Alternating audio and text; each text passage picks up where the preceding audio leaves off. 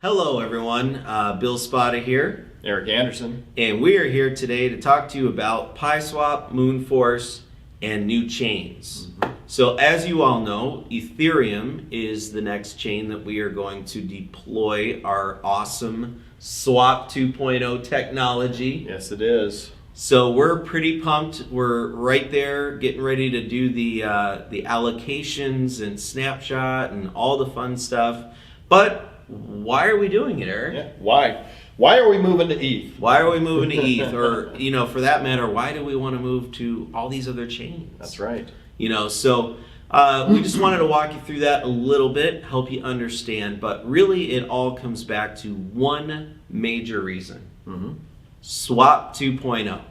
As you all know, Swap 2.0 is a different routing system that lives inside of PieSwap.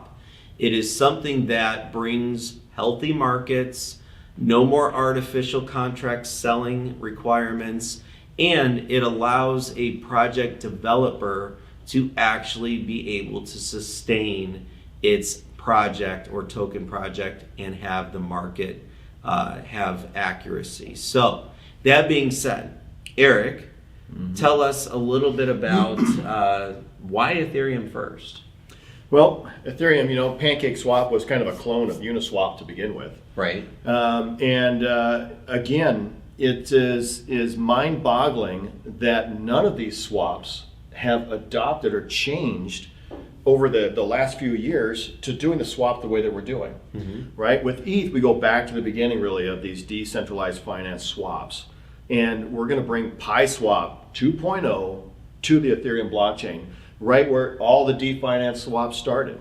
Well, and knowing that Ethereum is such a highly sought after token, project developers are very into that chain to utilize that chain for their project, and it's just one of the highest volume chains when it comes to tokens. It truly is. Even with the little elevated gas fees that are out there, it is one of the most widely used chains that houses many projects. Right, and it really exposes us to a lot of different types of investors. Keep in mind, each chain has kind of a bunch of fans for different reasons. That is true. Ethereum seems to attract some high-level investors. It has the trust of some of these guys that have been in the game for a long time in terms of crypto. It also is 95% of the NFT volume in all of cryptocurrency. So getting exposure to the NFT space, which those of you that may or may not be familiar, NFTs and crypto are entirely two different spaces, just so we understand. They live on the same chain, they're very similar in nature, all smart contract driven, et cetera, et cetera. However, the types of investors are entirely different. They are. They are. I see it all the time, in the NFT space. There's a lot of people that have no idea about tokens and crypto. And no interest. And no interest.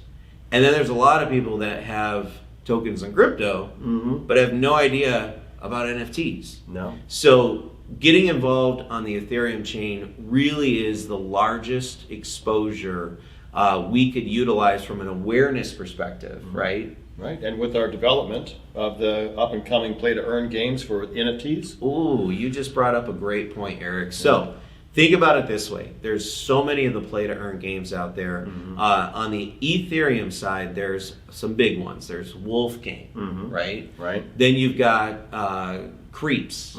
That was another big one. Then you had Cool Monkeys. I mean, these are I'm just throwing out some of these NFT play-to-earn game projects that are out there that became extremely popular, very, very, very popular, right? And so what do you say is probably the hardest challenge that a lot of these project developers are facing with these play to earn games that are on any chain, but let's just go with the ones that are in the Ethereum space? I think that one's a no-brainer. It's the viability of the rewards token. So sustaining the daily rewards that are basically people are playing to earn, rewarded, right? To these players that are engaging with the game. Hardest thing, that people don't understand. So I think people need to understand play to earn is anybody that has just the common logic of understanding how that works is going to really relate it, because it's not exactly correlated, but it's very highly correlated in formation or framework, I guess you could say, to how I want you all to think about Pancake Swap for a minute, or how Pancake Swap has pools and farms. It gives out a token called Cake.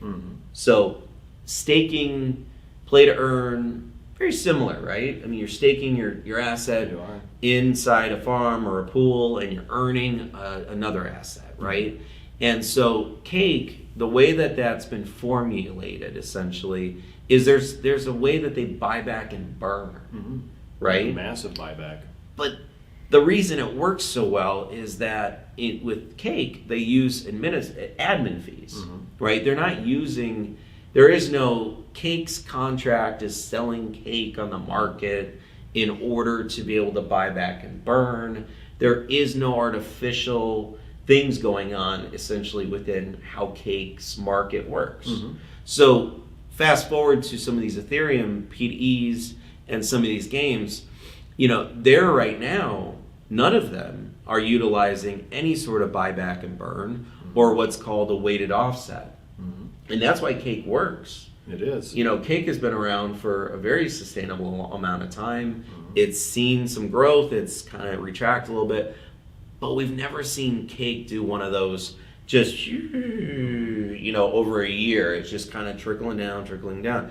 Cake has been and has proven the formula can work. It can work. But it requires really a Swap 2.0 technology. Yes, it does. For the developer of these play-to-earn games in order for it to work on the Ethereum chain, or really any chain for that matter. Because once you start getting into where contracts selling, collected tokens to do a buyback and then burn, it's really difficult for a developer to go through explaining why is it selling, why is the contract selling.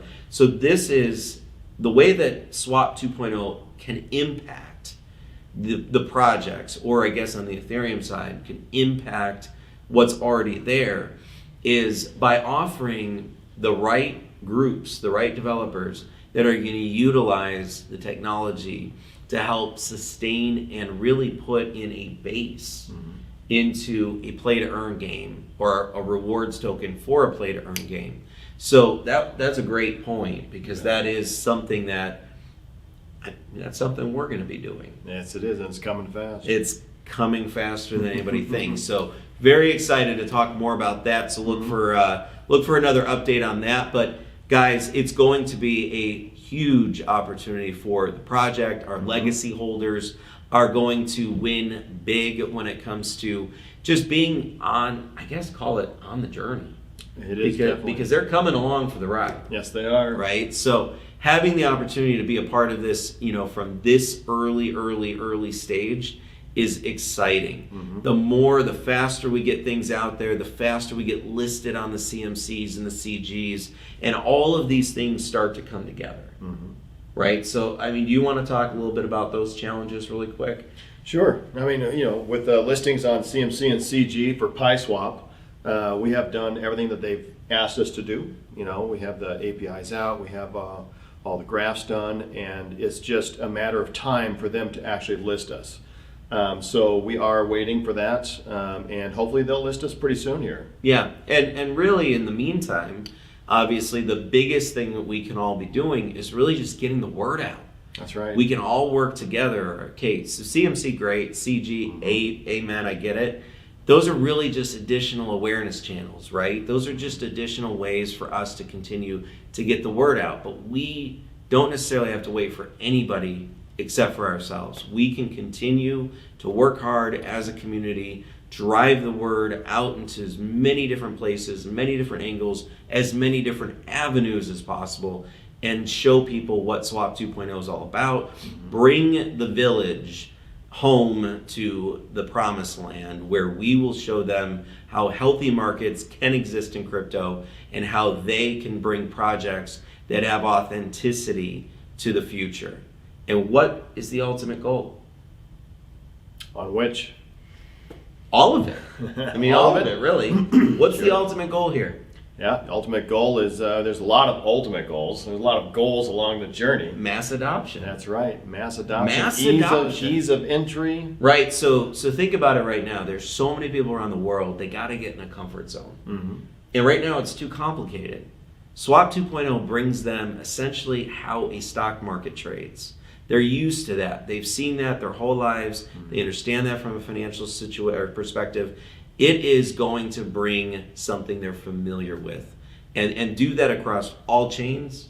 Super exciting. It is. And Super it's something exciting. that people are not used to, but we are looking forward to expanding out.